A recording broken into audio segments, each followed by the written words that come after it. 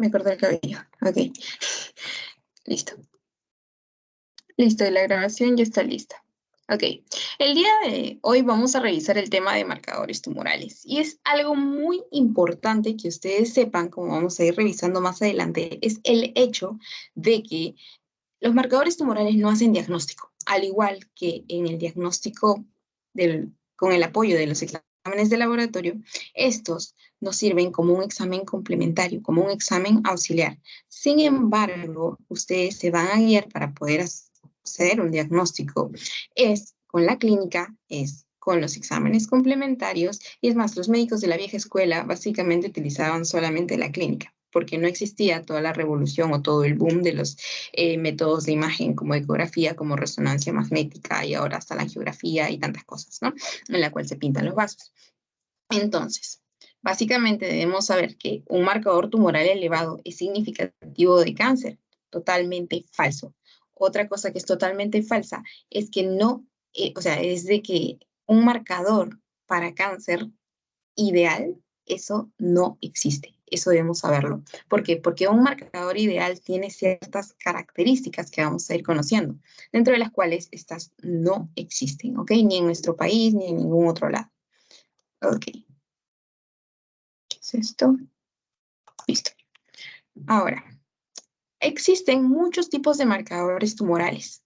Y dentro de esto debemos saber de que un marcador tumoral, como por ejemplo este de aquí, que es el CEA, que más adelante vamos a ver que es utilizado mucho, por ejemplo, en el cáncer colorectal, este también puede elevarse en otros casos.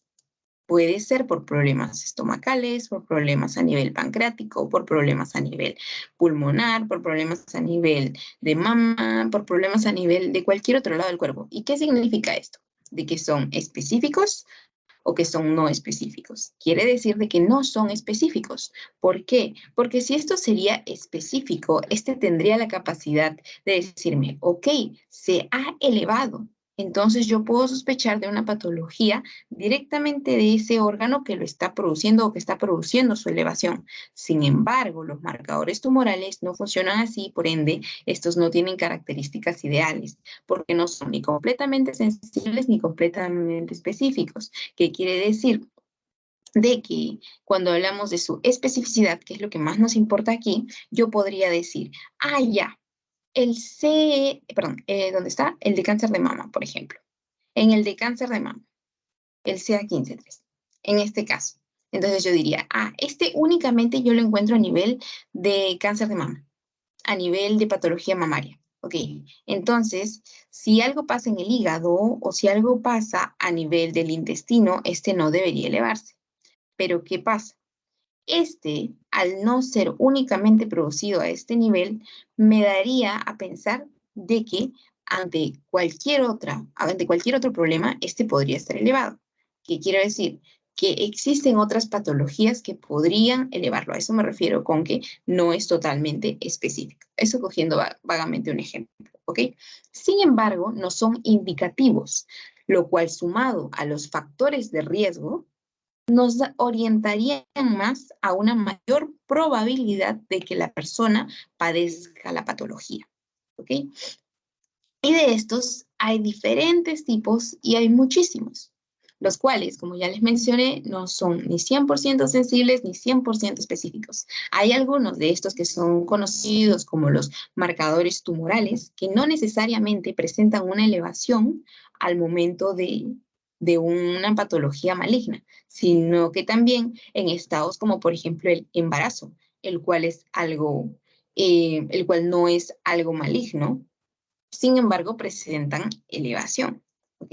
Entonces, ¿qué quiere decir? De que número uno, no me hacen diagnóstico. Lo que me va a ayudar es a darme una mayor orientación acerca de una mayor probabilidad de padecer o no la enfermedad, ¿ok? Es como un valor predictivo positivo, ¿no? Ok, listo. Número dos es de que no son específicos. Quiere decir de que la elevación de un marcador podría darse también, uno, ante patologías benignas, y dos, en cualquier otro lado del cuerpo donde también se produzca ese marcador. ¿Ok? Listo. Muy bien. Ahora vamos a ver acá esta estructurita, que más adelante también lo vamos a ver de acuerdo. Esto es básicamente dónde lo encontraríamos o con qué patología está más relacionada. Más adelante también les pongo un dibujito. Sin embargo, esto es justamente lo que les mostraba, ¿no? Ahorita les muestro la tablita de la distribución de qué origen tienen. Por ejemplo, el CEA, como les mencionaba, es más común con el cáncer, es más común relacionado y utilizado para la patología del cáncer colorectal. El CA19-9, por ejemplo, en el cáncer de páncreas, el cáncer de vesícula, es bastante orientativo de esto. La alfa-fetoproteína, en el caso de patología hepática, en cáncer de hígado, hepatocarcinoma. Por ejemplo, hay otro, ese también a nivel del pulmón, pero hay otro que también se utiliza a nivel pulmonar, que más adelante lo vamos a ver, el PSA, que es bastante utilizado y lo habrán visto en medicina, en urología, también cáncer de próstata, o también es utilizado en hiperplasia benigna prostática, como su mismo nombre lo dice, hiperplasia benigna prostática, el HBP, lo cual es bastante frecuente a nivel de una persona mayor de 50 años, por ejemplo, ¿no? Como un cambio diatrófico. ¿Qué más? El cáncer de ovario, el CA125, en el caso de patología femenina, patología ovárica. Después, ¿qué más? CA19-9, cáncer de páncreas, también cáncer de vesícula, como les había comentado. El CA15-3, a nivel de cáncer de seno. Y por aquí, sí, y esos principalmente, ¿no? Entonces, para que más o menos vayan relacionando. Por ejemplo, la beta-HCG a nivel de cáncer testicular, sin embargo, esta beta-HCG, ahí, ¿recuerda en qué otro caso se elevaría? Beta-HCG, ¿te suena algo? Es un estado fisiológico en el cual, a ver, les voy dando ayuditas, en el cual el organismo tiene que disminuir sus defensas porque hay un nuevo huésped implantándose dentro de esa persona, de sexo femenino. ¿Alguien recuerda la elevación de la beta-HCG? En el embarazo. Muy bien, Mijail, en el embarazo, perfecto, en el embarazo. Sigamos, entonces, ¿qué es un marcador tumoral? Así como habíamos visto en marcadores cardíacos, y habíamos dicho, es este elemento, esta sustancia, este marcador, y había puesto el ejemplo de los resaltadores y todo ello, y habíamos conversado de que estas eran sustancias que eran liberadas al torrente sanguíneo, significando de que podía haber un periodo de necrosis, un periodo de isquemia, un periodo de lesión cardíaca. De igual forma, ¿a qué nos referimos con un marcador tumoral? Con el hecho de marcador ya habíamos revisado que era algo que resalta un proceso, ¿ok? Y les puse los dibujitos. Así que vamos a ver de frente a qué nos referimos y cuándo se elevaría un marcador tumoral con las siguientes preguntas. ¿Qué es un marcador tumoral? ¿Dónde es que encontraríamos este marcador tumoral? ¿Y cuándo? ¿En qué momento encontraríamos un marcador tumoral elevado? Valga la redundancia, debemos tener en cuenta que no solamente se elevan en procesos patológicos, sino que también en procesos benignos, ¿ok? Entonces, ¿qué es un marcador tumoral? Un marcador tumoral, ya tenemos el concepto previo de marcador, ¿verdad? Ya, pero entonces, ¿qué me indicaría un marcador tumoral? Me indicaría básicamente y me reflejaría el crecimiento y la actividad de un tumor. ¿Y qué vendría a ser un tumor? Pues vendría a ser un crecimiento, una masa de células, un compendio de células que ha generado un cúmulo, como decir un bulto que está ocupando un espacio. Y posterior a ello, estos pueden generar pues la compresión de órganos, la compresión de espacios, la compresión de cavidades, ¿no? Y esto puede generar una clínica diferente de acuerdo a dónde se ubiquen, ¿no? De acuerdo al crecimiento de estos. Entonces refleja el crecimiento o la actividad de un tumor. Básicamente, ¿a raíz de qué? Ustedes saben que en el cáncer lo que ocurre es que las células cancerígenas omiten el proceso de apoptosis, que es la muerte celular programada, que quiere decir que si yo soy una célula y yo tengo algo falladito, yo pues decido de que debo explotar. Ya está en mi material genético el hecho de que yo debo explotar para que así, si yo quiero replicar mi material celular, mi materia celular, mi ADN, yo no se lo pase a la siguiente célula falladito, porque si no, va a haber una constante replicación de material fallado, como ocurre en estos casos, ¿no?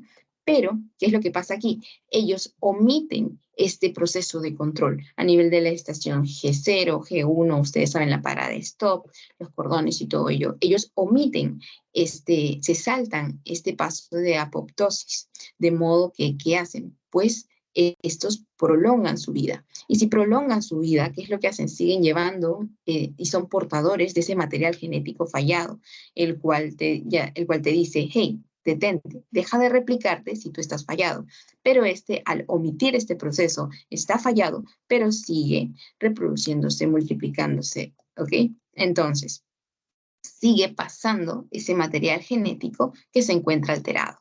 Y por ende se producen esta clase de crecimientos, ¿verdad? Porque estas células están normales, porque dicen, ok, yo ya me dividí, entonces ya puedo estar tranquilita. Pero estas dicen, no, sigámonos dividiéndonos. ¿Y qué es lo que pasa si siguen dividiéndose? Ya no hay espacio entre estos tejidos y se genera lo que conocemos como un tumor. ¿Por qué? Porque están ocupando un espacio el cual después puede comprimir órganos, cavidades, entre otros, ¿verdad? Y generar distinta clínica. Ok, entonces, continuemos. Listo. ¿Y dónde? ¿Dónde? Bueno, aquí, ahí, por acá se les pongo. Ya bueno. Aquí quiero representar básicamente lo que les dije hace un momento, en el hecho de que los marcadores tumorales pueden ser emitidos en cualquier parte del cuerpo, a nivel del pulmón, NSE, a nivel del páncreas, el CA19-9, a nivel, por ejemplo, del cáncer, perdón, a nivel del colorecto, a nivel del sigmoides, el CA, o por ejemplo, a nivel del útero, ¿no? O de la próstata, beta-HCG, o a nivel, por ejemplo, del ovario, el CA125, o por ejemplo, a nivel de la próstata, o a nivel del corazón, o a nivel de los pulmones, de cualquier otro lado. Estos pueden ser sintetizados, ¿ok?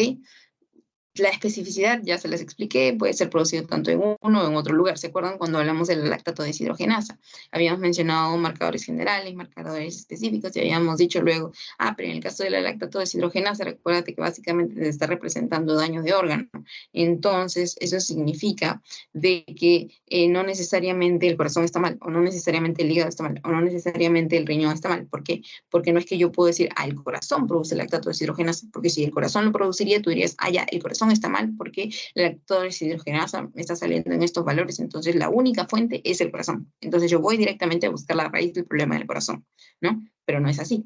¿Ok? Sino que puede ser sintetizada en distintos puntos, como lo habíamos visto, ¿no? No es como que tú dices, ya, tengo urea y creatinina elevada, entonces voy a revisar porque tengo daño renal, ¿no? Porque ahí en ese caso sí aplica. Pero en este caso no aplicaría tanto así. Pero ¿qué es lo que te va a ayudar para que tú puedas estar más orientado en tiempo y espacio de qué órgano se encuentra afectado? Y sería, número 1, el factor epidemiológico intrínseco de la persona también. Y el factor básicamente de la clínica, qué clínica está presentando.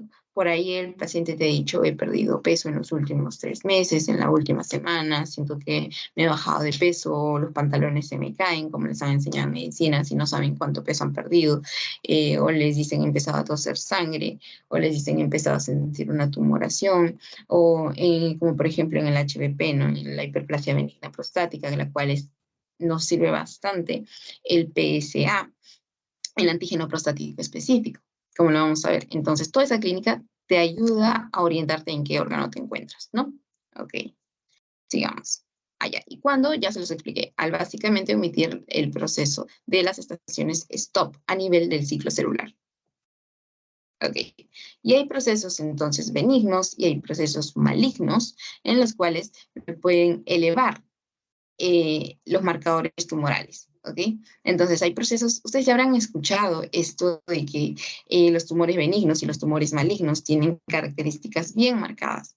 Por ejemplo, y principalmente esto de aquí, si algo es benigno va a tener un crecimiento lento y si algo es maligno va a tener un crecimiento rápido, infiltrativo y de alto índice mitótico, porque realizan este proceso de la mitosis de división celular, ¿no? Y va creciendo, creciendo, creciendo, y es básicamente lo que les explicaba aquí, ¿no? Y va haciéndose más grande, más grande, más grande, y va formando ¿dónde está el tumor?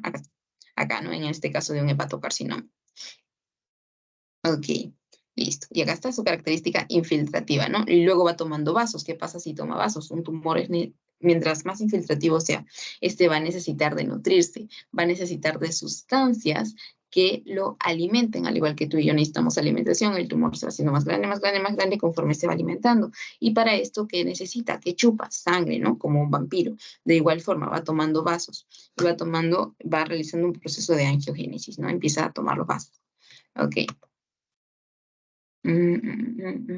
Ok, sigamos. Entonces, esto de aquí ya les había comentado, ¿no? Y van a encontrar este término en bastantes de sus láminas, en el cual encuentran un marcador tumoral y les ponen, se eleva también en casos de, se eleva también en casos de, se eleva también en casos de. Entonces, si se eleva también en todos estos casos, ¿qué me quiere decir?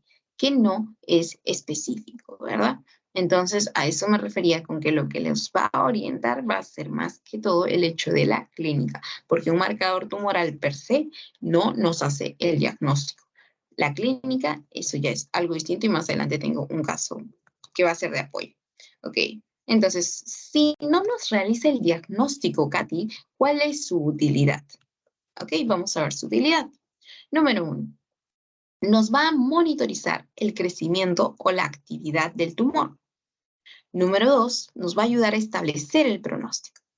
Nos realiza el seguimiento de cómo va el avance, la mejora o la recepción del tratamiento hacia el paciente y nos comprueba la eficacia del tratamiento, lo que les decía. Entonces, ¿cómo funciona esto? Se traza una línea. Aquí tenemos un ejemplo de una línea, donde tenemos un basal. ¿Ok? Aquí se encontraba el paciente, entonces. Este es el basal de los con respecto a los marcadores tumorales, ¿no? Ok, pero debemos tener en cuenta de que esto sería en el mejor de los casos, y como ya les había comentado, no existe el marcador tumoral ideal, sin embargo nos sirve de referencia. ¿Por qué? Porque a mayor tamaño del tumor debería haber una mayor secreción, una mayor síntesis de estos marcadores tumorales, ¿no? Eso sería lo ideal. Okay, entonces sigamos en este seguimiento. Ok, aquí tenemos lo basal. Nos encontramos en 30 de un marcador tumoral. Ok, entonces, por ejemplo, pongamos el caso de cáncer de mama o cáncer de próstata. No, el cáncer de, claro, el CA125, cáncer de ovario, por ejemplo. Cáncer de ovario, ok. La persona tenía factores de riesgo, a la persona le realizaron su tratamiento, ok. Entró a cirugía. Ok, en el caso o está realizando, por ejemplo, un tratamiento quimioterápico, mejor, en el caso de la quimioterapia. ¿Para qué? Para que se pueda realizar la medida o sea, tenemos las medidas basales y luego vamos a ver si este tratamiento está funcionando o no está funcionando. Entonces, para esto, vamos a ver. Si ha habido un descenso, yo puedo decir que sí, que el tratamiento está siendo bien recibido y está funcionando, ¿no? Pero, ¿qué es lo que ha pasado aquí? ¿Qué más puedo determinar? Acá ha habido un pico hacia abajo, ¿ok? Entonces ha habido un hundimiento. Ya, el tratamiento está yendo bien y se está controlando. Perfecto. Pero ¿qué es lo que pasa aquí? Ah, está habiendo una recidiva. ¿Por qué? Porque ha vuelto a acelerar. Entonces, de ese modo, ha vuelto a crecer, perdón. Entonces, ¿qué es lo que puedo ver yo? Que entonces yo estoy realizándole el seguimiento para ver si está habiendo una correcta eficacia del tratamiento. Y muchos también, y es bastante frecuente, el hecho de que los pacientes preguntan acerca del pronóstico que tienen ellos, ¿no? O muchos preguntan, ay, ¿cuánto tiempo de vida me queda? ¿No? Lo cual no responde esa pregunta de ¿y cuánto tiempo de vida me queda? Sin embargo, eh, el establecer el pronóstico es algo muy indicativo y sugerente para los médicos, ¿verdad? Listo. Pronóstico, seguimiento y eficacia del tratamiento. Entonces, ¿dónde podemos analizar estos marcadores tumorales? Los podemos analizar a nivel de sangre, a nivel de orina, a nivel de tejidos y a nivel del propio tumor. ¿Cuáles son las posibilidades que yo tengo con la obtención de estos marcadores tumorales? Definir el pronóstico, como ya habíamos dicho, evaluar la respuesta del organismo, el fármaco o el tratamiento está haciendo efecto o no está haciendo efecto, o algunos lo utilizan como una neoadyuvancia también. Limitaciones serían la presencia de niveles elevados. No siempre significa que haya cáncer y viceversa, justamente por la especificidad y la sensibilidad que les mencionaba, ¿no? Ahora, acá menciono algo importante. Los marcadores tumorales son proteínas que pueden encontrarse en. Ok, sí. Sin embargo, no todos son proteínas. Hay algunos que son antígenos oncofetales, hay unos que son glucoproteínas, hay algunos que son enzimas, hay algunos que son hormonas y hay algunos que son proteínas séricas. Y hay de otro tipo. ¿Qué quiere decir esto? Y si bien es cierto, todos estos se pueden encontrar de esta forma, ¿no?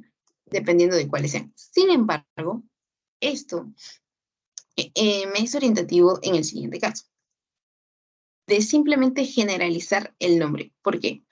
Porque el CA125, por ejemplo, en el caso de cáncer de ovario, este de aquí, sí, se puede considerar como en término general. Si no quieren decir proteína, pueden decir una sustancia, si no se acuerdan del término glucoproteína, pero por ejemplo en algunos pasitos sí venía, ¿qué clase de marcador tumoral es este? Y les ponen, ¿no? ¿Qué clase de marcador tumoral vendría a ser el PSA? Entonces tienes que poner es una glucoproteína, o qué clase de marcador tumoral en sí, ¿no? Por eso les pongo esta tablita.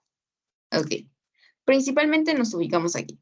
Los que les he mencionado se encuentran entre antígenos oncofetales, como podemos ver en el antígeno carcinoma embrionario, como lo habíamos visto el CEA en cáncer colorectal, lo vuelvo a repetir, la alfa-fetoproteína en caso de cáncer hepático, de hepatocarcinoma. Tenemos, por ejemplo, aquí el antígeno específico de la próstata o el PSA en la hiperplasia benigna prostática, o también en valores mucho más elevados, por ejemplo, en casos de cáncer de próstata. En las glucoproteínas también tenemos el CA125. Este de aquí que vendría a ser para cáncer de ovario, el CA15-3 para cáncer de mama, el CA19-9 para cáncer de próstata. Este de aquí no es tan frecuente su utilización. Enzimas como la lactato deshidrogenasa, fosfatas alcalinas, las que muchas veces, y lo van a ver también en medicina cuando pasen en especialidades, en el cáncer de próstata, ¿no? De próstata, de testículos, sí, próstata y testículos principalmente. Testículos más que todo. Para ver si este es ante qué clase de proceso estamos, de una manera más específica. Sin embargo, ahora estamos abordando más que todo dentro de los antígenos oncofetales y de las glucoproteínas. Listo. Allá. ¿Y por qué antígenos oncofetales? Porque básicamente tendrían su origen a nivel del saco vitelino. Ok. Marcadores tumorales ideales. Déjenme ver, ¿están ahí?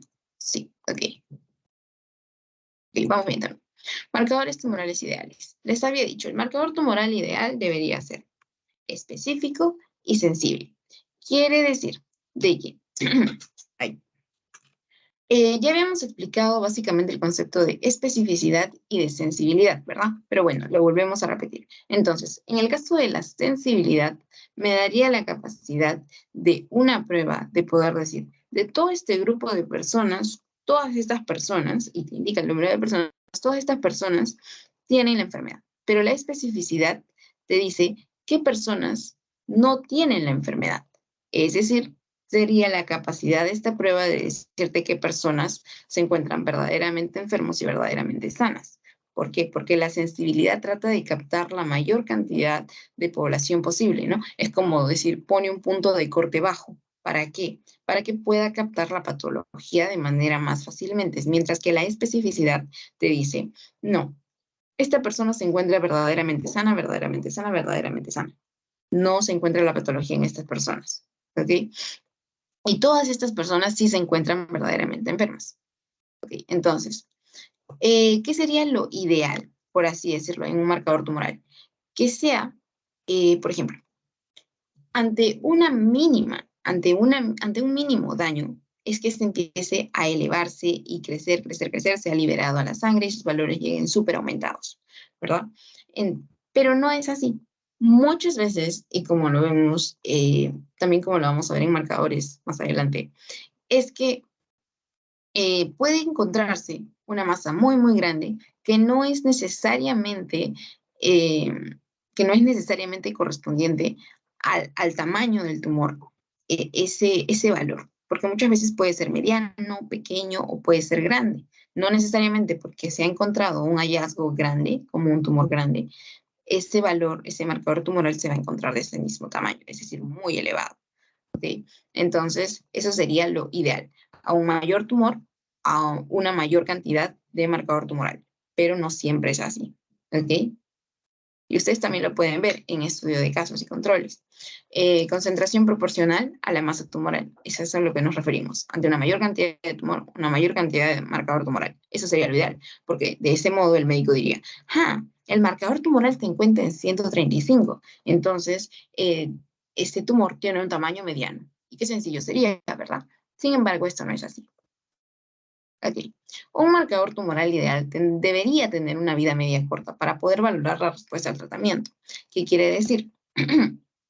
Que si yo estoy dando un tratamiento, este debería poder indicarme lo que yo quiero ver, si ha habido una recidiva o si ha habido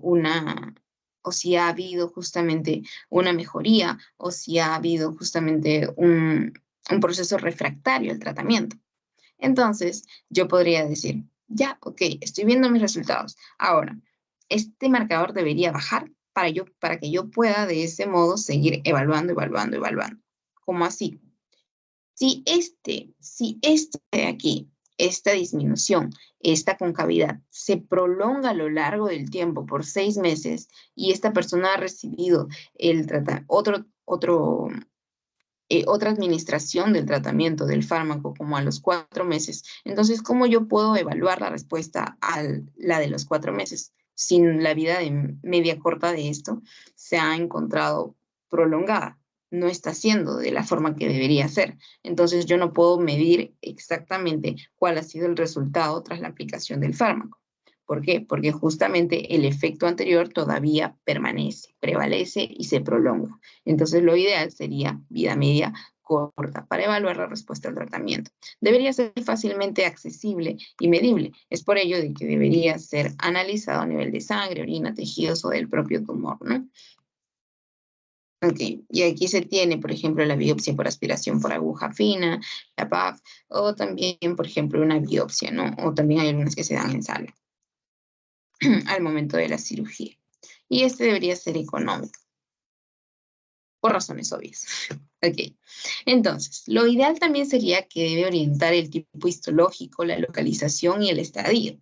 Ok, es como que, ya, mi PSA se encuentra, no, el PSA ya se sabe que es de próstata, otro. El CA19-9 se encuentra en 140. Ya, yo ya sé el tipo histológico, yo ya sé la localización y yo ya sé el estadio de este. Sin embargo, eso no es así. ¿Por qué? Porque no se cumple la regla de que haya una concentración proporcional a la masa tumoral. No necesariamente porque hay un tumor muy grande significa de que el marcador tumoral va a encontrarse muy elevado. ¿Ok? Y esto es básicamente lo que hablábamos de especificidad y sensibilidad. En la especificidad encontraríamos a la población. O sea, ha sido capaz la especificidad en un marcador tumoral ideal que no existe. Y fue pregunta de pasito, ¿existe el marcador tumoral ideal? No, no existe. Y en este caso tendría la capacidad, pues, de separarme a la población verdaderamente sana de la población verdaderamente enferma, que serían pacientes con cáncer. ¿Ok? Y de igual forma con la sensibilidad, ¿no? El poner el parámetro, la sensibilidad, la capacidad de captarme a los verdaderamente enfermos y la especificidad de determinar a la población verdaderamente sana. Entonces, dentro de estas características, habíamos visto de que no todos los pacientes, eso es de un estudio, no todos los pacientes con un mismo tipo de cáncer tienen elevado el marcador tumoral asociado a ese tumor, lo que ya habíamos comentado. Algunas personas con cáncer nunca presentan niveles elevados de algún marcador, eso también fue un caso que había revisado, de que hay personas que presentan un tipo específico de cáncer, pero nunca llega a elevar ese marcador tumoral. ¿Por qué? Porque no es 100% sensible. Quiere decir de que esa persona era una paciente con cáncer, sin embargo, se encontraba por los valores de marcador tumoral dentro de la población sana. Entonces, un resumen de las características ideales de un marcador ideal. Ya. Así, esto es lo que ya básicamente habíamos comentado. Ahora la parte divertida. Ahora sí, tomen su lápiz y papel, tomen un marcador, algo, rayen, crayones, tienen una pizarra, lo ponen, y esto se lo llevan a la vida, se lo llevan al hospital, se lo llevan en el corazón.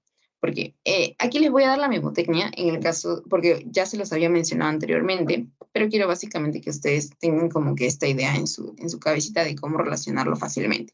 Entonces, esto de aquí es el intestino. ¿Ok? Tenemos el marco colónico, tenemos aquí el colon derecho, colon izquierdo, tenemos el sigmoide, ya. Entonces, a este nivel, a nivel de colon izquierdo, vamos a tener en esta región el sigmoide, ¿verdad? Ok. Esta acción, aquí vamos a ver la parte hemotécnica, porque ya hemos dicho que el CEA está relacionado con cáncer colorectal. Ok, colon recto, nos ubicamos en tiempo-espacio, ok. Ahora, ese acto que realiza el caballo de tirar las patas hacia atrás se llama cocear, valga la redundancia, y cae la casualidad de la vida que se llama cocear, ¿ok? Entonces, este caballo está coceando, cosea, a nivel de esta porción del intestino, cosea, ¿ok? Tira sus patas hacia atrás, ¿ok? Entonces, el CO estaría representando, y es la abreviatura del cáncer colorectal, cáncer colorectal. Entonces, el CEA, que vendría a ser la glucoproteína oncofetal o carcinógeno antígeno embrionario, que vendría a ser justamente el indicativo o el más orientativo de un cáncer colorectal, ¿ok? CEA. Acuérdense del cabellito cuando no se acuerdan a qué marcador tumoral corresponde este. Y al último les voy a pasar los valores de cada marcador, ¿ok? En el caso de que no lo tengan. Siguiente, hepatocarcinoma. Habíamos dicho alfa-fetoproteína. Ustedes saben qué forma tiene el hígado. Y si han dibujado en anatomía, pues ustedes recordarán de que es lo que se conoce como el gorrito, ¿no? El gorrito, ya, como acá está Ash. Ok, entonces, ¿qué es lo que pasa? ¿Qué es lo que pasa con este? Si ustedes realizan la forma del gorrito y lo trazan, les repito, estamos en la parte mnemotécnica, ustedes van a tener en el margen externo una A, ¿verdad? Si repasan solamente esta parte. Ok, tenemos la A. A de alfa-fetoproteína. F, si ustedes le dan vuelta al hígado y lo ponen y hacen su F, ¿verdad? Con este lóbulo. Aquí. Listo. Y tenemos la P. Y tenemos la P si ustedes cierran su F, ¿verdad?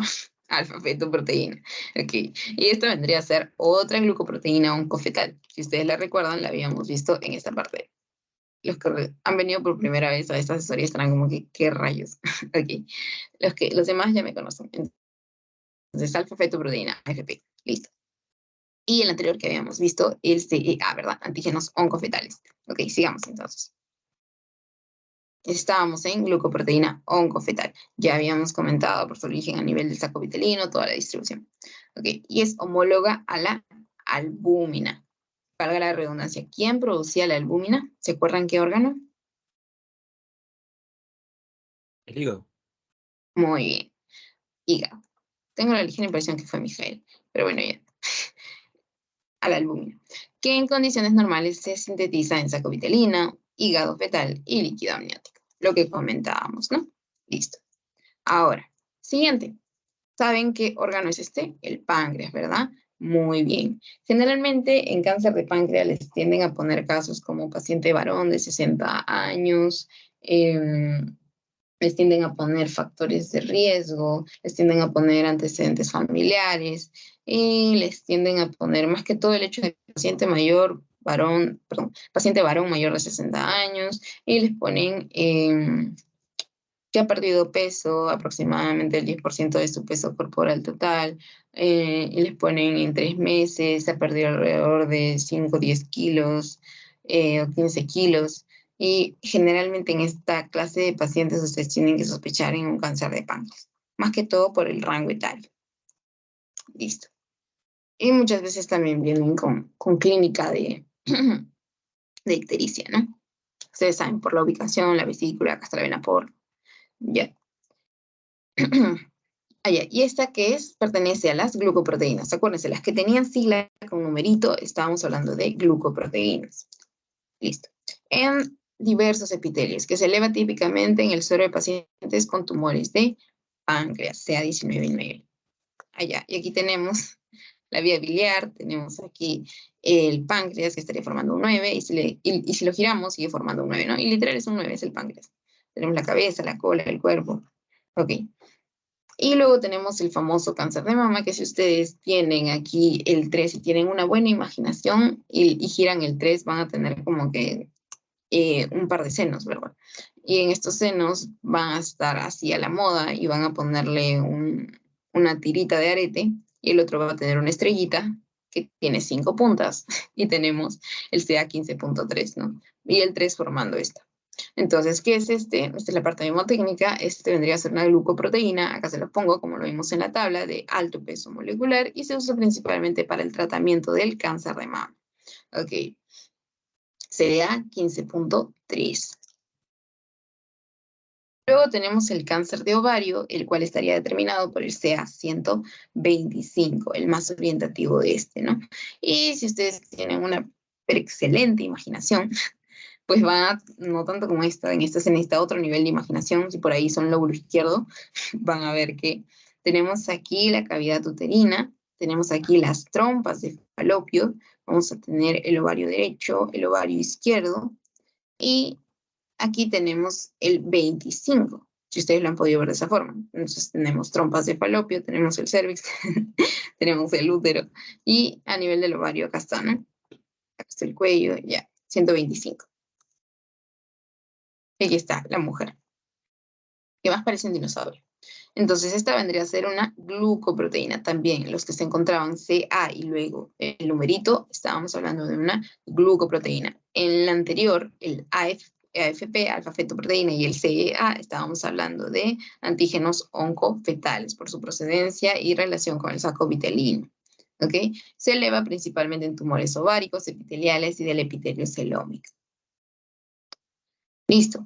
Entonces, que nos es bastante indicativo y orientador de estos procesos cancerígenos, de esos, procesos oncológicos más que todo. El tamizaje o cribado, es importante. Pacientes con algún factor de riesgo, por ejemplo, antecedentes familiares de primera línea, raza, grupos etarios. Con raza nos referimos a ciertas patologías, al igual que vimos en Les, ¿no? Es más frecuente en afroamericanos o en una raza asiática o en una raza de latinos o una raza más de americanos. O sea, ciertas patologías van más con cierta clase de etnia, ¿no? De raza. Los grupos etarios más frecuentes en niños, por ejemplo, en niños más frecuentemente encontramos el LLA, ¿no? La leucemia linfoblástica aguda, el cual no hemos visto en este tema. Lo hemos visto en temas anteriores, en trastornos hematológicos. Okay. Y este de aquí, una vez considerado todo esto, vamos a ver este de aquí, el cual vendría a ser el PSA, el cual no se nos debe pasar porque tiene una amplia interpretación. PSA, antígeno prostático específico, es el marcador más ampliamente utilizado en el cáncer de próstata y también es pedido y solicitado como examen en el caso de una HBP, que vendría a ser una hiperplasia benigna prostática. ¿Ok? Listo. ¿Y aquí qué estaría realizando esta persona? Aquí en esta persona que se encuentra en la posición de pollito tomando agua o posición de Sims. Esta persona está realizando el tacto rectal, ¿verdad? Muy bien. ¿Qué está tocando aquí? ¿Qué es esta almohadilla así como acoginada? Es la próstata, ¿verdad? Muy bien. Entonces, ¿qué estaría pasando? Y aquí tenemos que la vejiga, ¿no? Uy, la vejiga. Y acá está rodeando este conducto. Y por este conducto sale la orina, porque está conectado directamente a la vejiga. Entonces, ¿qué significa esto? Que si la próstata se hace más grande, me va a dar clínica urinaria, clínica obstructiva, ¿verdad? Muchas veces de retención. Entonces las personas a los 50 años, 45 años, empieza a levantarse más frecuentemente a ir al baño, empieza a hacer una serie de depósitos a nivel de la taza del baño, empieza a tener más que todo problemas en la retención y nicturia, ¿no? Principalmente. Entonces, ¿qué es lo que pasa en estos casos? Y es la clínica con la que les tienden a venir los pacientes. En este caso, pues ustedes tendrían que tener en cuenta, número 1, la edad del paciente. Mayor de 45, 50 años, a partir de los 40 años empiezan a realizar su tacto rectal. ¿Qué es lo que pasa? ¿Qué es lo que debe encontrar el urólogo? En este caso, pues lo que vendrían a hacer es realizar un tacto rectal en el que éste debería tener características compatibles con una próstata sana, es decir, no debería ser pétrea, no debería ser endurada. Debería ser ni tan suave ni tan dura, no debería tener una contextura normal, no debería ser. Lo que sí no debería ser es que sea pétrea. Y creo que por acá se los pongo, no está por acá. Pero bueno, se los menciono, no debería ser pétrea, no debería ser dura. ¿Ok? Porque eso me indicaría, pues justamente, sería más indicativo de un cáncer de próstata, ¿no? Por acá les pongo el tacto rectal sospechoso, que es un parámetro importante. Ok. Otra característica que les iba a mencionar aquí, más que todo el rango etario, ya básicamente ahí. Ahora sí, el antígeno prostático específico. Ya vamos a terminar, no se preocupen. El antígeno prostático específico. Este de aquí es una glucoproteína, ¿ok? Glucoproteína. Tienen especificidad de órgano, pero no de cáncer. Especificidad de órgano, porque es antígeno prostático específico. Este, a diferencia de los demás, ni modo que va a ser producido en el pulmón, en la mama, en el ovario, ¿no? Prostático específico. Perfecto. Tiene una sensibilidad del 79% y una especificidad del 59%. No es un marcador tumoral ideal tampoco. ¿Por qué? Porque se eleva ante causas benignas y malignas. ¿Ante qué causa benigna se puede elevar? HBP, hiperplasia benigna prostática, como ya lo habíamos comentado. Número 1, aquí en la fila, también en una prostatitis aguda, no necesariamente en caso de un cáncer. Sin embargo, también se puede elevar en un cáncer de próstata. Y para esto nos van a ser muy indicativos dos cosas, el PSA y el tacto rectal. Entonces, y el tacto rectal más que todo cuando tenemos un PSA dudoso. Entonces, vamos a ir con nuestra tablita que está acá, marroncita. ¿A raíz de qué? De que cuando hay una clínica como la que habíamos estado comentando en la lámina anterior, vamos a ver que los urólogos tienden justamente a solicitar este examen, ¿no? El PSA, el antígeno prostático específico, el cual, cuando sale en valores, mejor les pongo esto de acá. Si ustedes ven de que sale de valores de 0 a 4, no sería necesario una biopsia. Si sale un PSA total entre 4 y 10, se tendrían que realizar estrategias diagnósticas como la velocidad de PSA, la densidad de PSA y el PSA libre, que ahorita lo vamos a explicar. Y si sale más de 10, se solicitaría una biopsia. Entonces, ¿qué quiere decir? ¿Cómo estamos trabajando, Katy? Estaríamos realizando lo siguiente. Número 1, tenemos que revisar los valores de PSA, de acuerdo a lo primero que les dije, la edad del paciente. Nos vamos a nuestra última tabla. Niveles de antígeno prostático específico, APE o PSA por rango de edad. ¿Ok? Lo normal. Nos ubicamos en lo normal de acuerdo a cada paciente. De 40 a 49 años, de 0 a 2.5, de 50 a 59 años, de 0 a 3.5, de 60 a 69 años, de 0 a 4.5, de 70 a 79 años, de 0 a 6.5. El límite superior de elevación de acuerdo a la edad. Entonces pueden hacer un ejercicio. Por ejemplo, les voy a poner un caso. Mi tío fue diagnosticado con hiperplasia benigna prostática. Él tiene 72 años y su APE o PSA se encontraba en 7.5. Sí, 7.5. Y él tiene 72 años. Esto estaría dentro del parámetro, fuera del parámetro, o claro, solamente esas dos opciones. Estaría dentro del parámetro o fuera del parámetro. 72 años y tenía 7.5. Es sencilla la pregunta. ¿Estaría dentro del rango o no? Fuera. Fuera, ¿verdad? Muy bien. Entonces, ahora, de acuerdo a estos valores es que yo voy teniendo en cuenta que hasta 4, vamos a considerar como un punto, sea para la edad que sea hasta 4, ¿ok? ¿Por qué? Porque así está en la guía. Entonces, de 4 a 10, yo voy a pedir un índice de PSA. El índice de PSA básicamente es el PSA libre sobre el total, ¿ok? El índice de PSA vendría a ser el PSA libre sobre el total. Aquí está. Ahora, si este me sale mayor o igual al 20%, o si este me sale menor al 20%, va a ser lo que me va a indicar si yo voy a biopsia o si no voy a realizarle una biopsia a mi paciente. ¿Ok?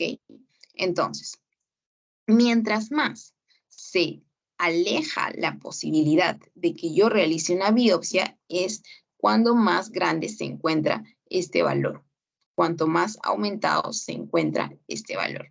Entonces, al revés, cuanto más aumentado se encuentra este valor, más lejos me encuentro de la posibilidad de una biopsia. ¿Ok? Entonces, si se encuentra por arriba o más del 20%, no le hago biopsia. Pero si se encuentra un índice de PSA muy pequeño, tiene que realizarse biopsia. ¿Por qué? Porque hay una mayor probabilidad de que sea un cáncer de próstata. ¿Ok? Entonces, más chiquito el valor, una mayor probabilidad de que sea un cáncer de próstata. A mayor valor del índice de PSA, me alejo de la posibilidad de que el paciente tenga un cáncer de próstata. ¿Ok? Y si este PSA se encuentra en 10 o más de 10, pues en este caso yo voy a realizar una biopsia prostática. Y si hay un tacto rectal sospechoso, también se realiza biopsia prostática. Tengo una próstata dura, pétrea. En este caso, yo voy a decir tacto rectal sospechoso y se le hace una biopsia prostática, porque la próstata debería ser blanda, suave, ¿verdad? Pero esta pétrea me está siendo indicativa de que hay un proceso ahí. Ok, entonces de 4 a 10 saco el índice de PSA. El PSA va a ser el dosaje del PSA libre sobre el total. Y mientras más salga este, más me alejo de la probabilidad de que sea cáncer de próstata. Si yo me alejo de la probabilidad de que sea un cáncer de próstata, ¿para qué le voy a tomar biopsia? Pero si me sale muy chiquito el valor, menos del 20%, yo me acerco a la probabilidad de que sea un cáncer de próstata. Entonces, ahí sí, si puede ser cáncer de próstata, le voy a tomar una biopsia. ¿Ok? Y si me sale más de 10 de PSA, se realiza una biopsia prostática. ¿Ok? Entonces, entonces eso es importante. ¿Esto de aquí, se entendió esta parte? Muy bien. ¿Se entendió esta parte, chicos? Esto tiende a ser pregunta de pasito, por eso me importa bastante de que lo puedan haber comprendido.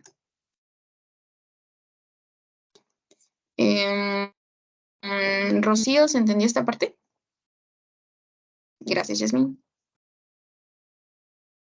¿Alguien más que me pueda decir si se entendió esta parte?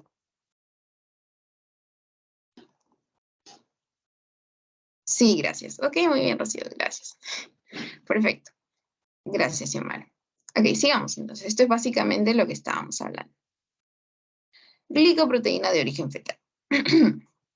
Aquí vamos a tener glicoproteína de origen fetal. Ok. Entonces, aquí estamos viendo lo que vimos al inicio, lo del caballo COSEA, ¿no? Principal aplicación, seguimiento del tratamiento de cáncer colorectal, para la indicación también de recidivas, también es bastante útil. En el caso del CEA. Como habíamos visto, no únicamente son propios de un órgano en específico.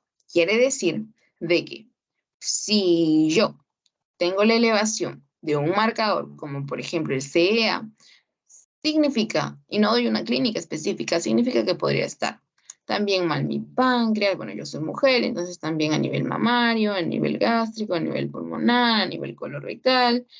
¿Por qué? Porque en diferentes estudios se ha presentado la elevación o en relación a el antígeno del carcinoma embrionario, ¿no? O CEA, como marcador tumoral en diversas patologías neoplásticas. Se eleva también en todos estos casos y en casos no neoplásicos. Entonces, es importante saber que la clínica te va a ser más orientativa, ¿no? Y ustedes ya más adelante van a ir viendo qué lado cursa más de manera irritativa de qué otro lado cursa con más sangrado, si el derecho o el izquierdo, o qué clínica obstructiva va a tener más, el derecho o el izquierdo, entre otros. Okay. Ya, aquí les iba a comentar básicamente los valores, que se los pongo por acá, ahorita volvemos. Acá está. Les voy a pasar, no, ya les pasé este material, entonces ya tienen la tablita con los valores normales. Entonces sigamos. Esto es básicamente lo que hemos estado hablando, solamente que un poco más descriptivo. Tenemos las células del saco vitelino, a nivel del hígado, de intestino fetal, nos puede servir como seguimiento, nos puede servir como pronóstico. Y estamos hablando de cuál de todas, si estamos hablando que nos puede dar un más o menos ser indicativo de carcinoma hepatocelular, de cuál de todos los marcadores tumorales. ¿Se acuerdan? AFP. Muy bien, AFP, ¿no? Como la que creó Alan, creo. O fue Ollanta. Ok, A, F, lo giramos, P. Ok, muy bien. Sigamos entonces. Tenemos aquí la gonadotropina coriónica humana, también algunos datitos con respecto a esta, y como podemos ver, detecta y controla células tumorales productoras de HCG de origen ovárico, placentario y testicular. Beta-HCG también, por ejemplo, se eleva en casos fisiológicos, como por ejemplo en el caso del embarazo, ¿no? Y también nos es útil en tumores de células germinales, testiculares no seminomatosas, coriocarcinoma, mola hidatiforme. Son muy orientativas. Ok, listo. Y en el caso de CA125 era para cáncer ¿de qué?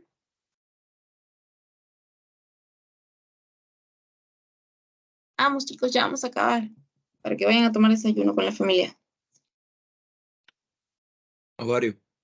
Muy bien, CA125, cáncer de ovario. Perfecto, habíamos dicho con el 125 un dinosaurio, ¿no? Y habíamos dicho con el 25, si lo recuerdan así, habíamos dicho las trompas de falopio.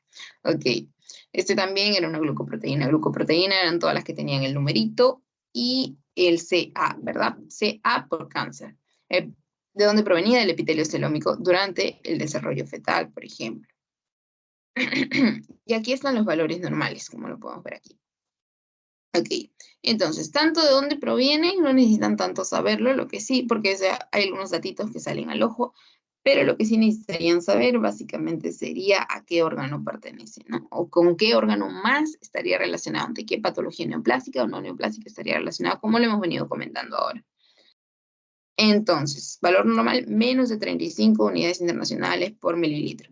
Entonces, si tenemos una paciente mujer, posmenopáusica, masa pélvica palpable asintomática. Esto de aquí, posmenopáusica, factor de riesgo para cáncer de ovario. Ok, masa pélvica palpable asintomática. Y les pongo otro dato, con antecedentes de cáncer de mama y ovario en familia. Cáncer de mama de parte de la madre y cáncer de ovario de parte de la abuela. Masa pélvica palpable asintomática en una mujer de 50 años, porque ya estamos hablando de una posmenopáusica, con valores de CA125 mayor de 65 unidades mililitros.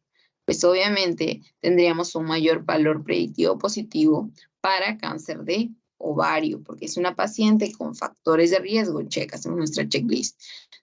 Factores de riesgo, check. Tenemos clínica, masa pélvica palpable asintomática.